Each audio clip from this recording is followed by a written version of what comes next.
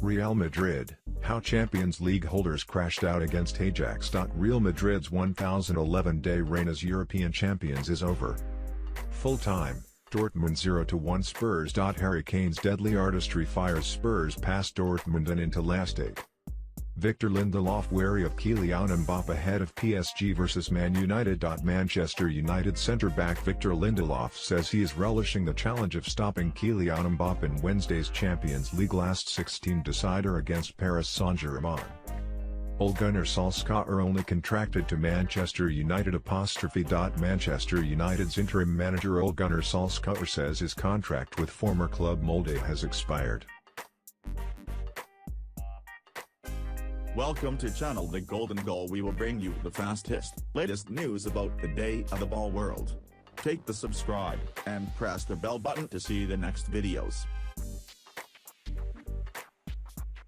Real Madrid, how Champions League holders crashed out against Ajax. Real Madrid's 1011-day reign as European champions is over.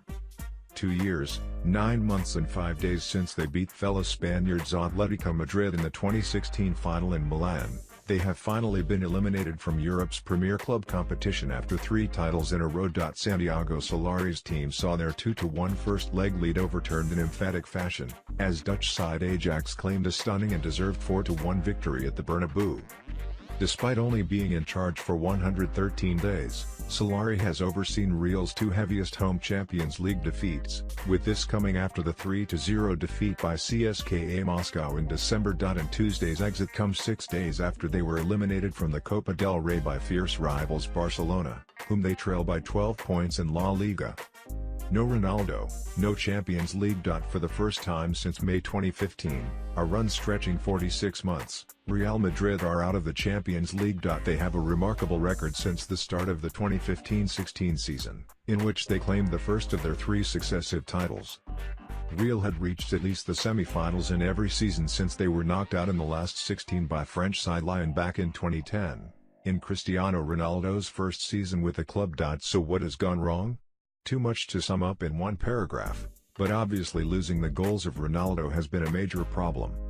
Spanish newspapers as in Marca went into overdrive at the full-time whistle, with several articles calling for the exits of manager Solari, President Florentino Perez, and numerous players, including Gareth Bale, who are many of them in an undeniable end of cycle. Spanish football journalist Kylian on BBC Radio 5 Live, just wait until the summer. There are big problems at Real. One of the top players, one of the captains at Real, said that they only need to play well for 4 games a season to win the Champions League. That attitude in the long term is a massive problem. It's the worst defeat at home in their European history.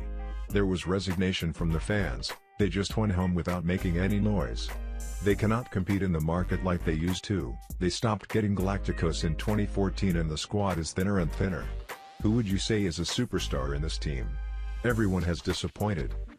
Gareth Bale did not start, which is frustrating him big time, but they do not see him as one of them.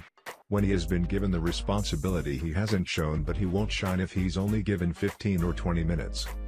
Former Manchester United and Real Sociedad boss David Moyes on BBC Radio 5 Live, Real needed this game tonight, but they were well beaten. It should have been by more. A lot of people will be wanting to know what is going to change at Real Madrid. It is the end of an era. Cristiano Ronaldo left over the summer and you'll now be looking at a Luka Modric, maybe a Toni Kroos or Sergio Ramos leaving. It would not surprise me if there is a complete change at Real Madrid in the summer. I think they are something like 25 to 30 goals down on what they were last season. That is because of Ronaldo's goals. But I still don't think you expect to go to the Bernabeu and win the way teams are doing at the moment. That title, the Galacticos, is not there at the moment. But they have a strong president and club and I'm sure they'll already be thinking about how they rebuild to get back to where they have been. BBC commentator Alistair Bruce Wall, it's a truly seismic result in terms of European football and possibly the end of an era.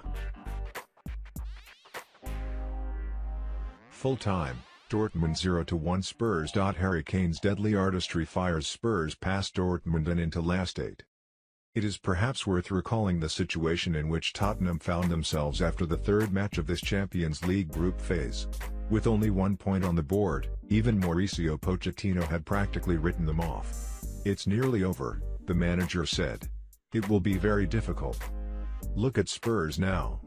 Their ride into the last 16 came complete with white knuckles, but what underpinned their progress to the quarter-final, on a memorable night at the home of the Bundesliga leaders, was calmness and conviction. There were anxious moments in a first half that Borussia Dortmund dominated, but with Jan Vertonghen imperious in central defense and Hugo Lloris making a couple of excellent saves as well as several decent ones, they kept the home side at bay. The worry had been that one Dortmund goal would set the alarm bells ringing after Spurs set out to protect a 3-0 first leg lead. It did not happen. And when Harry Kane ran through on goal after 49 minutes to display his world-class finishing touch, Pochettino's team could coast into the last 8 of Europe's elite club competition for only the 3rd time in their history. Kane's nerveless effort also took him to the top of Spurs' all-time European scoring list with 24 goals. He has 14 and 17 Champions League games, too, a phenomenal ratio that bears comparison with the very best. The first half was always going to be pivotal, and when Tottenham reached the interval with the score intact, it seemed as though they had completed the lion's share of their task. Dortmund had gone for it, after all. Lucien Favre had omitted Thomas Delaney, the central midfielder, in order to accommodate Paco Alcácer and Mario Götze in the starting lineup.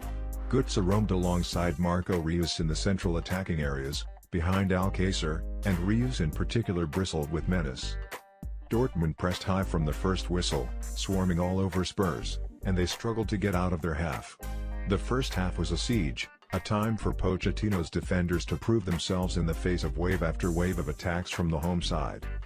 The manager's 5-3-2 system looked a little narrow, and he would ask Son Heung-min to move to the left flank towards the end of the first half and Christian Eriksen to go to the right. This was a different way for Spurs to win, too. They played deeper than usual and enjoyed only 35% possession. But Pochettino could be delighted at how his players dug in.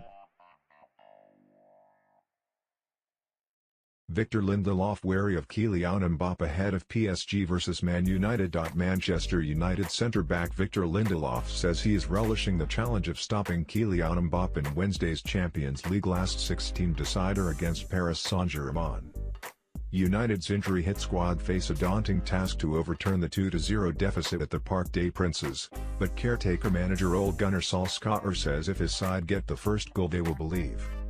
United's injury-hit squad face a daunting task to overturn the 2-0 deficit at the Parc des Princes, but caretaker manager Ole Gunnar Solskjaer says if his side get the first goal they will believe. Lindelof, therefore, will be pivotal to keeping United's hopes of Champions League survival alive in the heart of defence and is wary of the threat posed by striker Mbappe, who scored PSG's second at Old Trafford. "I think everyone here knows his quality," Lindelof said ahead of Wednesday's game at the Parc des Princes. "He's a world-class player. But I'm looking forward to the challenge. He's a good player, but you just have to be alert and be ready for anything." United are without 10 first-team players for Wednesday's trip, 9 are injured, while Paul Pogba is suspended after being red-carded in the first leg. 8 of the 20-man travelling squad are from the club's academy, 4 of whom are yet to make their full senior debut for United.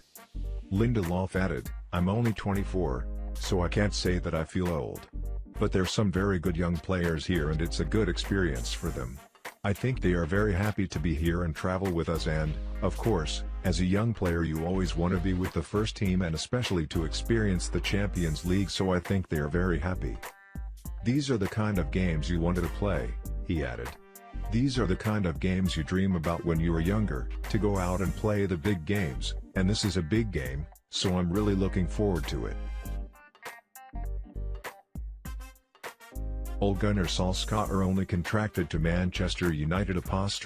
Manchester United's interim manager Ole Gunnar Solskjaer says his contract with former club Molde has expired. Norwegian side Molde announced on 3rd of December, 2 weeks before Solskjaer replaced Jose Mourinho at United, that he had agreed a new 3-year deal. However, that story has now been removed from the club's website. Talking about a potential return to Molde, Solskjaer told Norwegian media on Monday, "I think I would have to sign a new contract there." Molde's 2018 season had finished by the time Solskjaer departed. The new campaign starts at the end of March. The Norwegian club stressed at the time they were only lending Solskjaer to United, indicating they expected him to return. United's statement announcing Solskjaer's arrival as caretaker manager made no mention of whether or not he would return to Molde when the Premier League season ends. The former striker has been linked with the job long-term after impressive results at Old Trafford. Norwegian journalist Ole Solskjaer told BBC Radio 5 Live, "Firstly, we thought he was on loan, so basically that his Molde contract was still running for 3 years but was frozen and he would go back to Molde in the summer. Now, maybe United just paid him out of the contract in order to be sure that they don't need to pay any more money if they want him as the permanent manager. If those are the technicalities, then United don't need to pay any compensation at all."